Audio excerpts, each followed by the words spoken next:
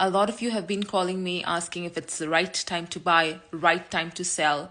But let me tell you this, let me give you numbers because numbers don't lie.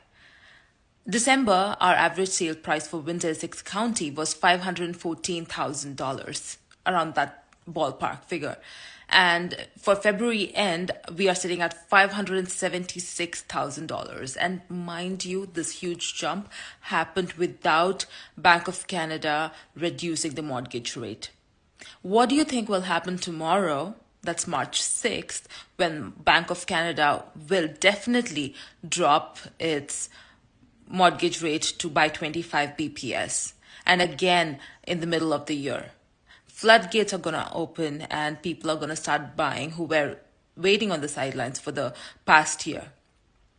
And I also see that a lot of people who bought it at 1% interest rate and whose renewals are coming up, they were not able to hold their property and they have been considering downsizing. And for them, there are different solutions to keep or to let the property go. And we have helped a lot of homeowners or prospective home buyers with these solutions. Give me a call back at 647-806-5444 for an honest consultation.